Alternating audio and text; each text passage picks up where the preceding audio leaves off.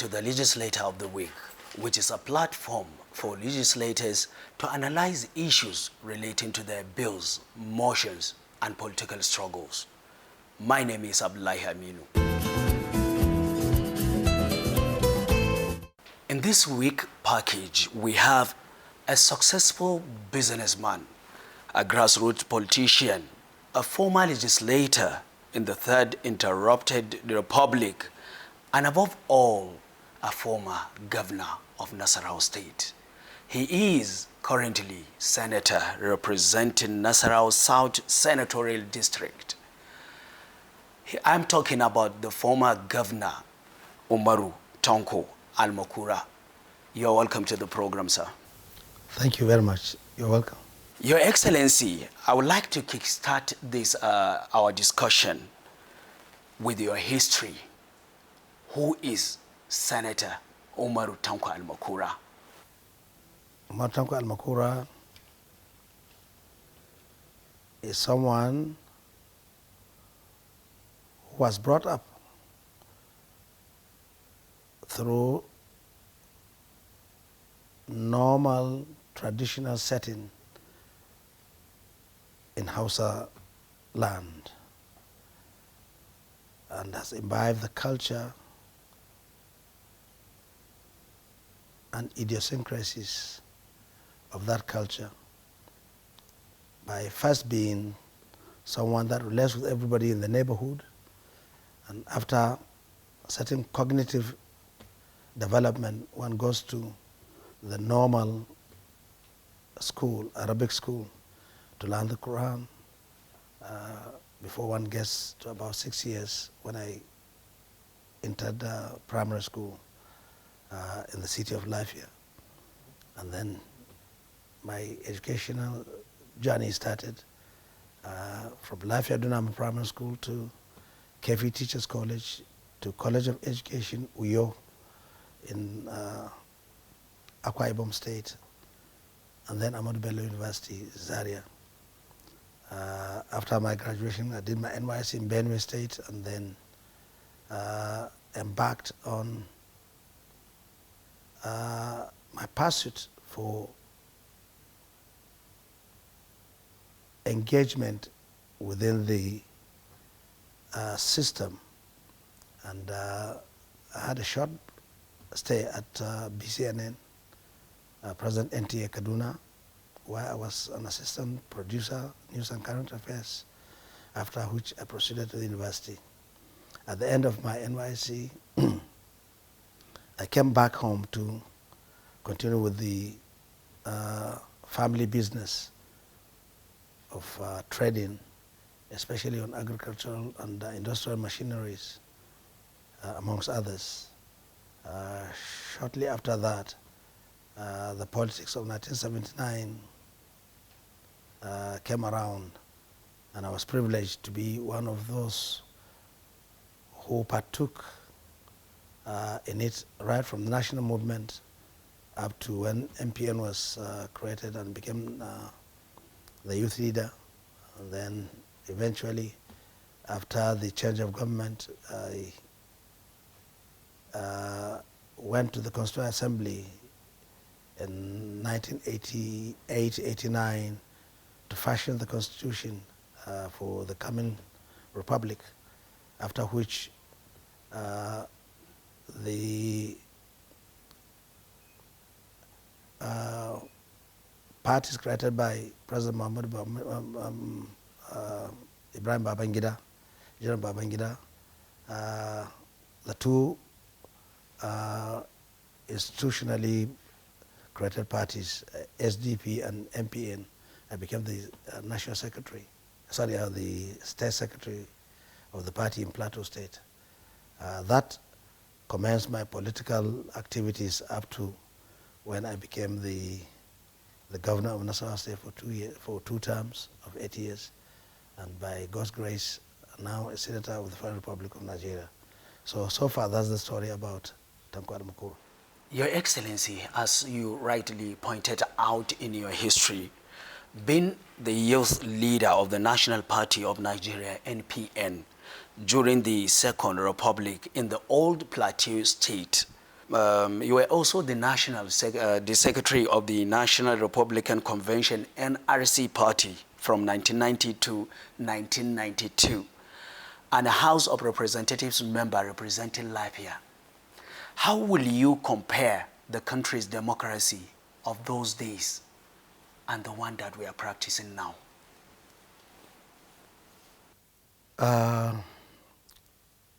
Thank you for that question. I think it will give an insight into the trajectory of political evolution in the country. And for the young ones that are listening to this program, they will have some kind of an idea of how the politics of this country metamorphosed from what one could call analog politics, where it was a very simple way of doing things, and how it has evolved into what I call digital politics now. At that point in time, maybe from 1979, people were embarking on pursuits politically for very genuine reasons. You find people who have made their marks in their various endeavors were coming to partake in political activities in order to represent their constituents. At that point in time, it wasn't a pecuniary project. It wasn't something that people would expect some kind of material benefits.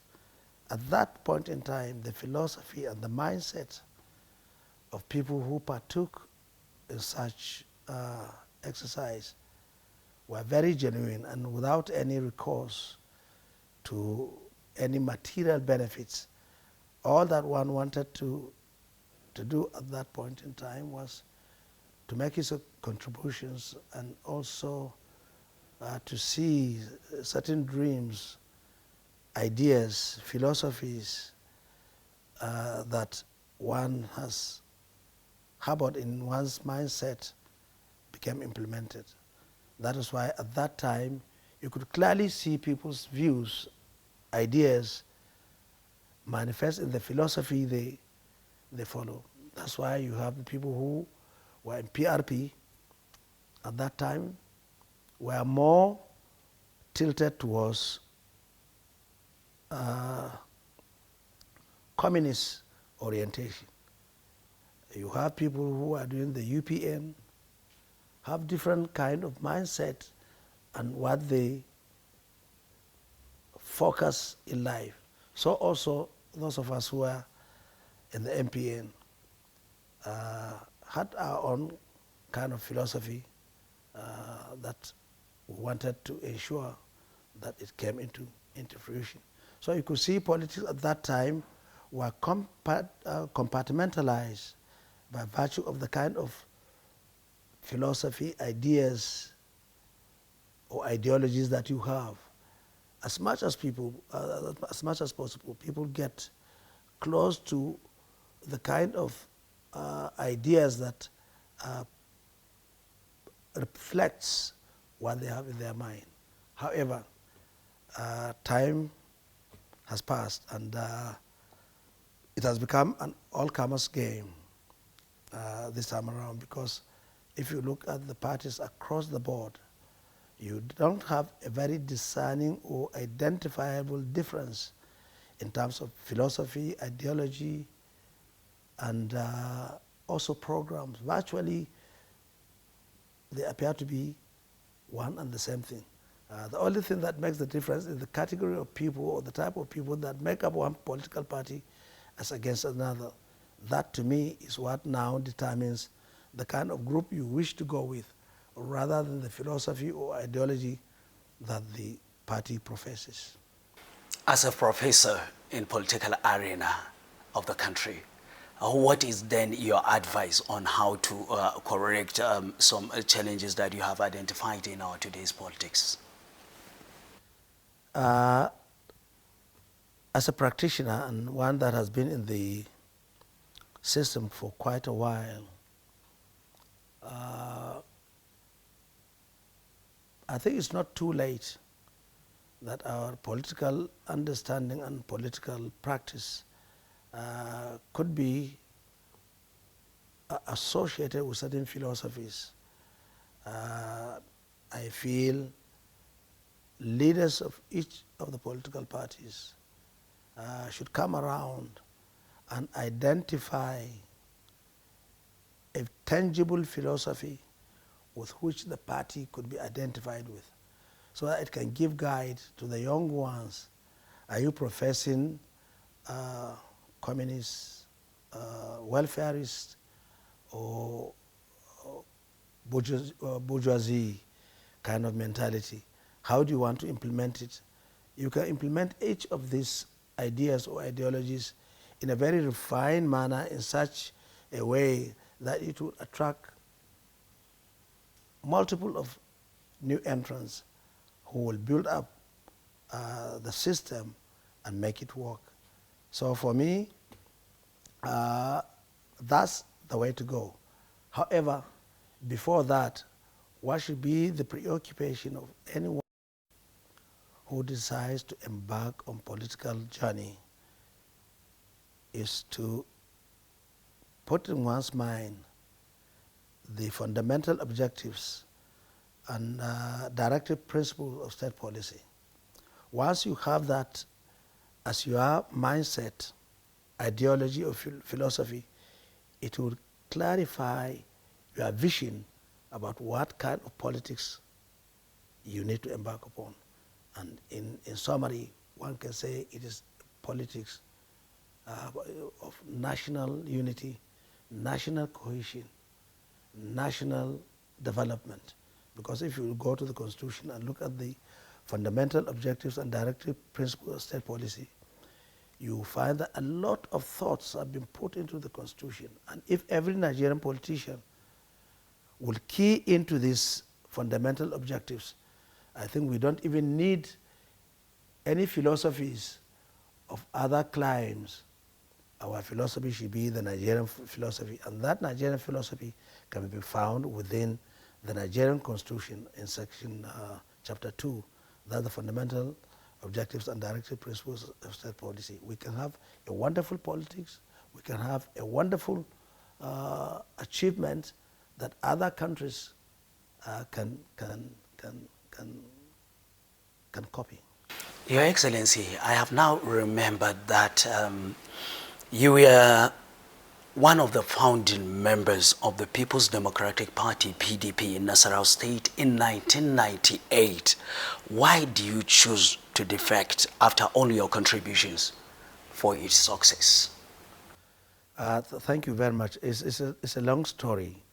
You see, when the PDP came to be formed,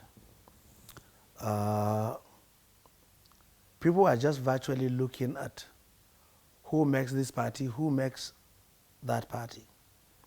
And for one not to stay aloof, one has to find accommodation in any of these tendencies. At that time, we had PDP, we have APP, we had quite a few. So I decided to offer PDP because at that point in time, I look at the caliber of people, the status and their pedigree, and I feel since we are just recovering from the military mentality, we should get ourselves within the group that can fashion out a roadmap that will be the best for us. And we need people who are experienced. That is why I decided to join PDP. And I've stayed there up to 2010. And what provoked my leaving the party was because at that time the party has become so full of itself You can remember at that time, leaders of the party were saying that the party could last for the next 60 years. Some people were even thinking that the party would be like the ANC of the South African experiment or experience. So it was becoming more of a demagogue party, where some people will just determine who becomes what. And how I realized this was when I wanted to contest for the office of governor in 2011. I started the campaign in 2010, and I was bullied.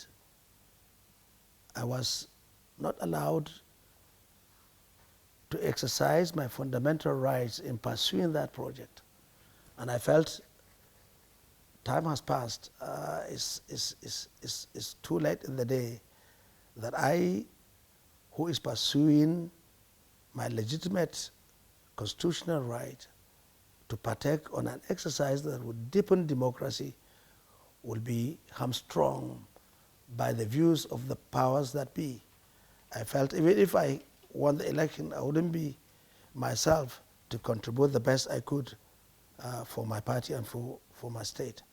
For that reason, since there was no fairness, there was no democracy in the party, I decided to leave and to join the newly formed CPC, which was founded and promoted by the then General Muhammadu Buhari.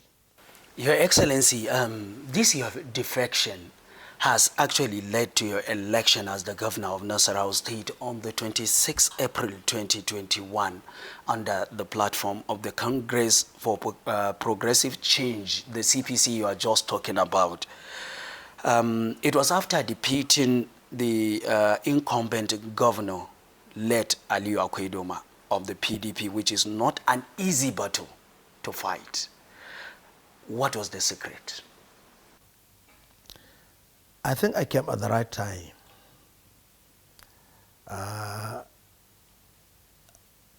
When PDP ruled the state for about 12 years, people realized that their policies were barely short-circuited. People became fed up with the ways and means or manner the PDP was running its government from 1999 up to 2010. And people appeared to be grumbling and wanted to have a different approach towards governance. And you could see clearly that there was decay and there was total absence of infrastructural development. And even the psyche and the mentality of the citizens at that point in time was a bit confused. A lot of people were thinking, is it the party we cherished in 1999? And now in 2010, it has become a recycled kind of system that has no hope for a better future. So when I threw my hat in the ring, I think I came at the right time. And given my pedigree and my past experience with the people in Nasarawa State, I can say with some humility that they felt I was someone they could trust. And with the vibrancy of the youthfulness that I came with and the articulation of what I was coming to present to the people of Nasarawa State, I think they gave me a listening. And by so doing, were able to be encouraged. And I had hope that if this young man was given the opportunity to rule this state, maybe we can have something different and something that could fast track the development and the cohesion and progress of the state. And I think, to me, that was the opportunity that I got, rather than the magic one that made me win the election. It is mutual understanding. It is commitment that the people have seen in me, and also my pedigree in what I've done in the past, and they were assured by all those antecedents that I could do something much better than what PDP has had in the past 12 years. Why do you decide to kickstart your administration with the implementation of the 18,000 new minimum wage to civil servants? Wonderful. I think that's something that I always cherish to reflect on. You go to Nasarawa State now, one of the major impact that has turned around the life of an ordinary civil servant was my very bold and daring decision to embark on the implementation of the minimum wage of 18,000. And I complied with the law and ensured that both serving civil servants and pensioners, both in the state and local government, were beneficiaries of that policy. Because I felt that these people have two reasons to be supported with this minimum wage. One, a typical civil servant is married to his job. And if you don't give him the necessary impetus and encouragement, he may not give you his best. And he has no any other alternative source of well-being, of living. Secondly, I also felt that 18,000 at that time was something that could turn around someone on level 1. And we did not only stop at level 1, we gave the correlation across the board up to those in level 16. You will find that this is one stage in the history of Nasarawa State that the workers will always reflect and appreciate the efforts I have done. As I speak with you now, there are other states in the Federation that have not even implemented that 18,000 minimum wage. So if I look at what I've done at that point in time and how it has lifted the civil servants and given them the focus to do their jobs for the betterment of the state, I think it was a decision that was well made. Your Excellency, as a senator of the Federal Republic of Nigeria, what are your contributions legislatively? Thank you very much. I don't know where to start because legislative responsibility has with it so many aspects, but I would limit myself to just about 3 major aspects of legislative responsibility of an ideal parliamentarian. One is the participation in debates, discussions and conversations with a view to bringing your ideas into practical form by way of bill or motions. Number 2 is your ability to discharge oversight functions by ensuring the ministries and agencies under the committee which one belongs or one heads are doing things in conformity with the law establishing them and disbursing the resources of such ministries and agencies in accordance with the law that the Assembly has enacted in the budget of every year. The third, there is constituency responsibility that we call constituency projects, that a legislator needs to pay back to the constituency that brought him.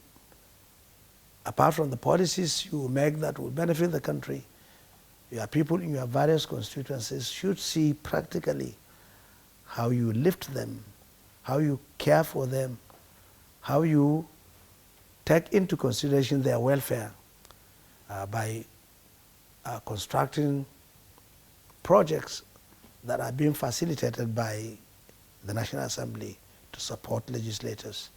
And also in the same vein, employment opportunities, palliatives, and support to people in need.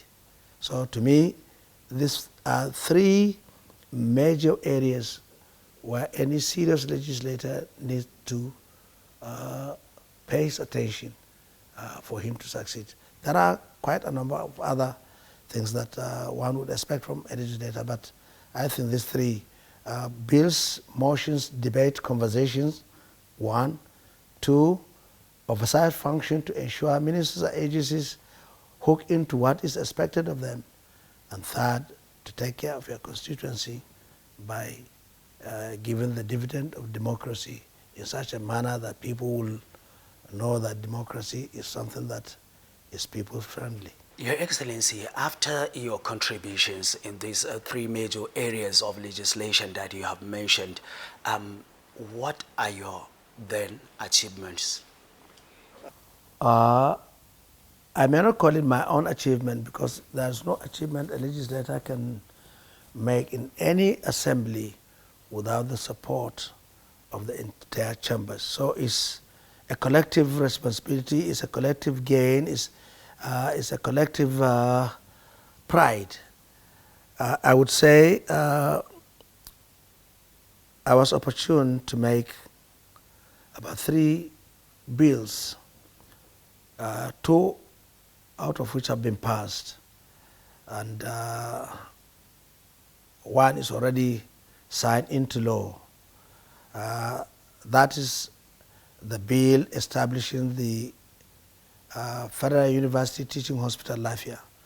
It was my baby, it was my idea, and it was supported by the red chambers, senators, and as God will have it, we now have a brand new teaching hospital. I can call it my achievement, but ultimately it is achievement of the National Assembly. The second is the establishment of the Nigerian Mining Development Corporation, which was my bill, and I'm happy to say that it has passed the first reading, the second reading. It has passed the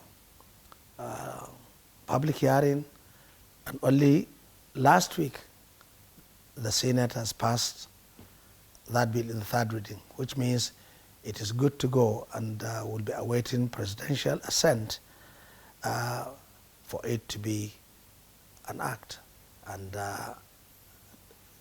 which will create Nigerian Mining Development Corporation.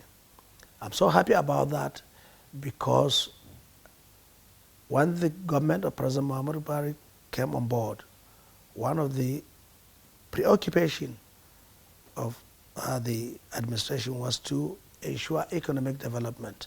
And one of the avenues through which economic development could be achieved was diversification. And there were 9 areas that were supposed to be the hub of diversifying the economy. And solid mineral happens to be one of those sectors. And by God's grace, I happen to be the chairman of the Senate Committee of Solid Mineral State Development and Metallurgy. And with that in mind, I worked and with my colleagues in the committee to produce the bill for unbundling the mining sector. It's a very complex and complicated sector that is highly capital intensive because there are 2 aspects in that sector. exploration and exploitation. But exploration is supposed to be driven by government because the colossal amount that is required for exploration cannot be borne by any investor. So, and then the exploitation is the midstream and downstream, which will give opportunities to small and artisanal miners and other investors who would be ready to partake on such venture. And why I'm so happy about that is the petroleum industry is gradually phasing out because globally the issue about global warming and environmental issues, we are moving towards transition from oil-based energy to clean energy. And solid mineral appears to be one of those areas that can come handy for this transition exercise, and it will afford Nigerians the opportunity, the Nigerian government the opportunity to make tremendous amount of revenue, and also for the citizens to make a living through mining industry. The program you're watching is the Legislator of the Week, a platform for proper analysis of legislators' contributions and their political struggles. Stay tuned. You're welcome back to the program. Your Excellency, we will continue with the wonders that has remained lingering in the minds of not only the people of Nasarawa State, but the Nigeria as a country. It is about a question: how do you survive from various impeachment struggles while as the governor of Nasarawa State, which the State Assembly at that moment was dominated by PDP? How do you survive it? The event that culminated in in the attempt to impeach me while I was governor were a combination of so many factors. Don't forget, earlier in our discussion, I told you that the PDP has become an albatross to itself, full of itself, and felt that they could do anything under the sun. So that mentality was still with the PDP even after I defeated them in 2011 to become the governor of Nasarawa State. But seeing that they have 20 legislators out of 24, and APC, CPC had only 4, they felt they could make a mincemeat of me politically. In fact, when I got sworn in, some of the leaders of PDP were saying that it's just a matter of time. Within the next 1 year, I could be impeached because I didn't have the majority of legislators in the State Assembly. With this in mind, I went straight to work. I hit the ground running by identifying what are the gaps in governance that Nasarawa State has experienced during the PDP administration. And you could not go too far to discover that the PDP deluded themselves in the pursuits of office and the paraphernalia that goes with it, leaving the major thrust of the benefits of governance unattended. There was total absence of infrastructure. The few ones that were available were decayed. And Nasarawa State, as a new state, I consider it a state in a hurry. You have to build confidence in the citizenry of the state to assure them that it is a state that could survive. A lot of states were created 30, 35 years before the creation of Nasarawa State. So I felt one thing that could get me into the hearts of the people of Nasarawa State is to identify those things that we need so badly.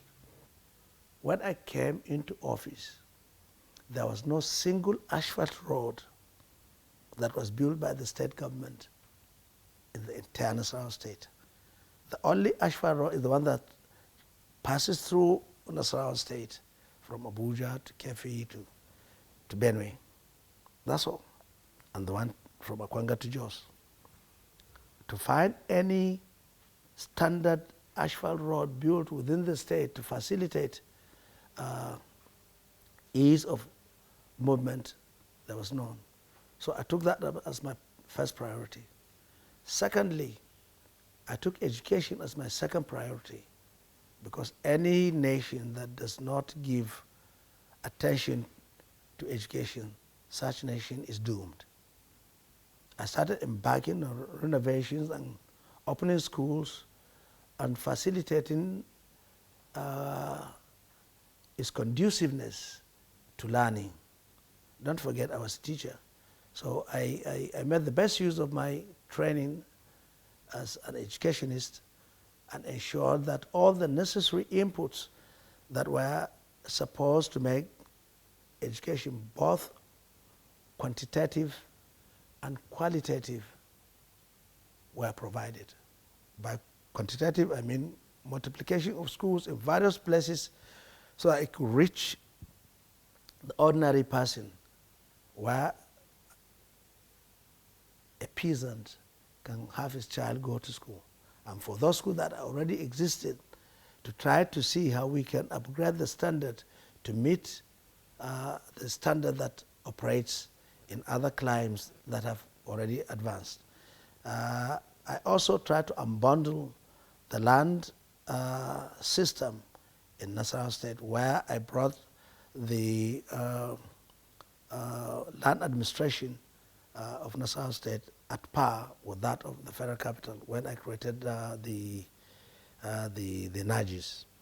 This is to say just a few of those things that I identified as what is needed for Nasarawa State to move forward. So with that, I was able to carry everybody along. So by the time the legislators were going about working for my impeachment and searching for reasons to impeach me, I was concentrating. I was already making a mark in the mindset of the people. Secondly, one of the reasons that really heightened their intention to impeach me was the pivotal position that I found myself as a CPC governor, and one who was working towards the merger. In fact, I was told clearly by some PDP stalwarts that I should leave the issue of merger or I'll be impeached. So these are the two things that brought about my survival as a governor. And as God will have it, after all said and done, they were not able to prove all the allegations against my office because they are frivolous, and they were thrown off because the people of the state came in their thousands to support my government against the mischievous impeachment process that was put in place. Your Excellency, after the issue of your survival from impeachment at that moment, how do you find yourself when a report by one of the country's national dailies came out alleging that the Economic and Financial Crimes Commission, EFCC, had arrested you and your family, which you later debunked? How do you feel? No, don't forget, this is now history. You know, when you are in politics and you are pursuing certain goals, there are a lot of distractions that will come across your way. Fortunately, I was just barely invited to give certain explanation about certain activities of my company. And incidentally, some of the questions had to do with some of the activities of my company even before I became governor. And I was able to adequately give the EFCC all the necessary information that they required. And as I speak with you, the matter is history. Being an incumbent senator representing Nasarawa South in the 9th National Assembly, comprising 5 local governments in the state, you are now lost your election bid to PDP candidate Mohammed Onau. Will that discourage you from politics? No. In the first instance, I would like to say that basically, I've not lost that election because in an election where the result is inconclusive and the returning officer goes ahead to announce, even when the margin of lead was far less than the number of people with voters' cards. The margin of lead was 16,000. And my whole ward was excluded in the tally. And people in my wards have 34,000 voters' cards. And it's very clear in the Constitution and the Electoral Act. So for me, I wouldn't want to say anything further because the matter is with the tribunal and we're pursuing it. Your Excellency, the governor of Nasarawa State, Abdullahi Suri, has called you with a name, modern architect of Nasarawa State. What do you think has led you to earn that name? Thank you very much. Yes, I know the governor has been saying it each time he had the opportunity to address me. But that appellation has come even much earlier than when he came on board. That appellation came way back in 2013, shortly after the attempt to impeach me failed. And people saw practically what I did to lift the state to the level where it is today. I built more than 250 kilometers of asphalt roads. I built an uncounted number of rural roads. I provided bridges and culverts in different parts of the state. I built the airport in the state to enhance agriculture and soil mineral. And that airport was about 90% completed, virtually. In fact, when I left office, I flew out of Nasarawa State from Lafia Airport. Not only that, like I told you, the land administration system, I've changed it to something that is digital now, in line with international best practices. These are amongst many other improvements I put in Nasarawa State with a view to ensuring infrastructural development. So with that, since 2013, people saw those activities and felt I should, they gave me the appellation of the architect of modern Nasarawa State. Thank you very much, Your Excellency, for being part of our This Week program. Thank you very much. This is where we are rounding up our This Week Legislator of the Week, where we had a significant discussion with former governor of Nasarawa State, Alhaji Tank Almakura, who is presently a senator representing Nasarawa South in the Senate of the Federal Republic of Nigeria. With this, I'm saying let's meet next week in another program with another guest. Bye for now.